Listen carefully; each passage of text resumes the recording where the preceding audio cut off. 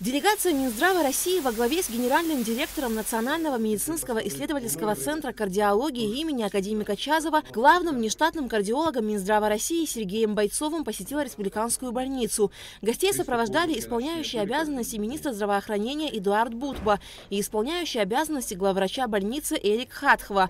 Они осмотрели приемное, кардиологическое и терапевтическое отделение больницы, а также отделение сосудистой хирургии, реанимации и анестезиологии. Главным внештатным кардиолог Минздрава России Сергей Бойцов лично проконсультировал пациентов, находящихся на стационарном лечении в больнице. В какой ситуации боль возникала, вспомните?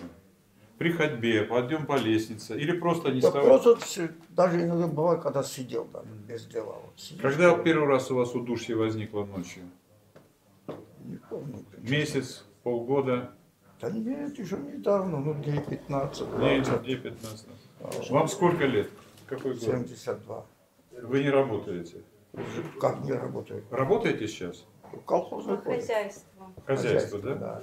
По завершении обхода было принято решение направить некоторых больных в Национальный медицинский исследовательский центр кардиологии имени академика Чазова. Также Эдуард Будба и Сергей Бойцов обсудили возможности приобретения ангиографа и осмотрели места, где можно будет его установить. Рентгеновский ангиографический аппарат – оборудование, с помощью которого визуализируются процессы, происходящие в сосудах. И данный аппарат крайне необходим медикам Абхазии для усиления кардиологической службы. Исполняющий обязанности министра здравоохранения Эдуард Будба поблагодарил российских коллег за визит, отметив, что их поддержка всегда ощущается. Много осмотрели отделений, направленность именно ангиохирургического профиля, потому что планируется установка ангиографа, чтобы в республике проводилась коронарография, стентирование и тромбэкстракции там, при патологиях сердца, при инфарктах, инсультах. Поэтому хотел сказать еще раз огромное спасибо за то, что вы сегодня находитесь в республике и помогаете нам для того, чтобы мы все вместе совместно пришли к тому результату, который нужен республике. Главный внештатный кардиолог Минздрава России Сергей Бойцов высоко оценил работу медиков республиканской больницы, отметив, что пациенты Абхазии получают высококвалифицированную медицинскую помощь на уровне медучреждений России. Мои впечатления, я могу сказать, хорошие. И во многих местах даже очень хорошие. Я в этом случае имею в первую очередь квалификацию специалистов. Это касается кардиологов, это касается врачей, которые работают в блоке интенсивной терапии, сосудистых хирургов. Должен сказать, что уровень сосудистой хирургии очень высокий. Ну и, безусловно, это касается врачей, которые работают в отделении реанимации интенсивной терапии и в терапевтическом отделении. Мы посмотрели пациентов. Пациенты лечатся, обследуются и лечатся на уровне, который соответствует в основном в большей своей степени всем самым современным рекомендациям, включая и российские клинические рекомендации.